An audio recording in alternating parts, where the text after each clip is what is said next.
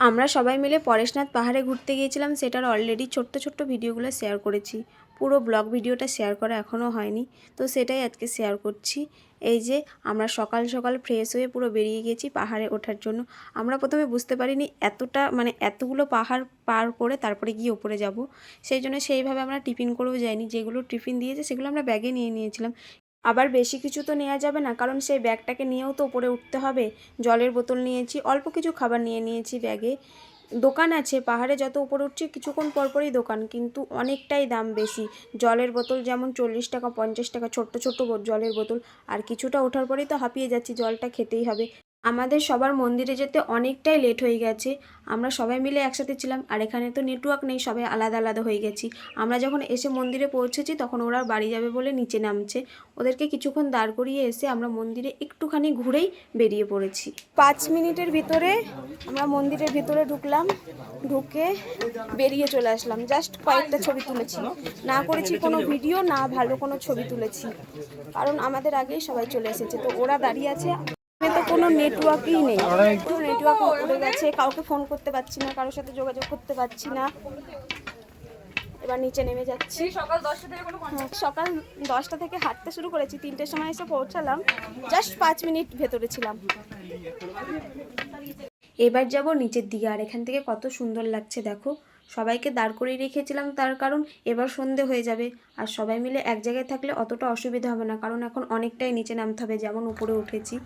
আর আগে থেকেই ঠিক করে রেখেছিলাম, যখন আমরা আসছিলাম আমরা সবার তো পেছনে ছিলাম, ওরা আগে চলে এসেছে। আমরা যদি এখানে এসে কাউকে দেখতে না পাই তাহলে এখান থেকে বাইকে করে চলে যাব। এই রাস্তা দিয়ে বাইকে করে নিয়ে যাচ্ছে, এক একজনের 400-500 টাকা করে নিচ্ছে। তখন যদি কিছু করার না থাকলে আমাদেরকে এইভাবেই যেতে হতো, কিন্তু এখন যেহেতু সবাইয়ের সাথে দেখা হয়ে গেছে, ওদের সাথেই যাচ্ছি। হ্যাঁ, জল খেয়েছি। শর্টকাট রাস্তা দেখো আমাদের, ওইটা দিয়ে আসলে ওই রাস্তা দিয়ে ওইটা দিয়ে ঘুরে আসতে হতো, আর আমরা এখন এটা দিয়ে যাচ্ছি, আর নাহলে ওই রাস্তাটা দিয়ে আসতে হতো।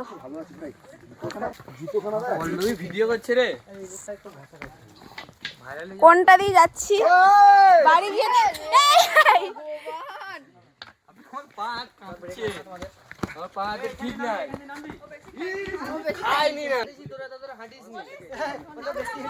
এই দেখো, আসলে এখন এটা দিয়ে আসতে হতো, সেটা আমরা শর্টকাটে চলে আসলাম এটা দিয়ে। এবার এটা দিয়ে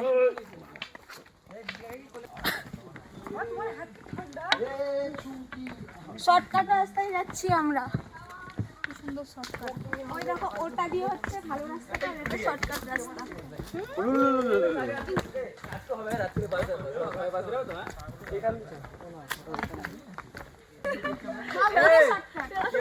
যাওয়ার সময় কষ্ট করে গিয়েছি, আর এখন শর্টকাটে যাচ্ছি। না, ওরা যদি না থাকতো তাহলে আমরা ওটা দিয়েই ঘুরে আসতাম। হ্যাঁ, আবার এখান দিয়ে তো এবার যাওয়ার দরকার ছিল, এটা দিয়ে আমরা আবার এখান দিয়ে নামছি। সবাই মিলে তো হেঁটেই আসছিলাম। সন্ধে পার হয়ে এখন রাত হয়ে গেছে, আর এখনও যেহেতু অনেকটা রাস্তা, আমরা কিন্তু এখনও অর্ধেক রাস্তাও আসতে পারিনি। এখনও অনেকজনই রাস্তা দিয়ে হেঁটে যাচ্ছে।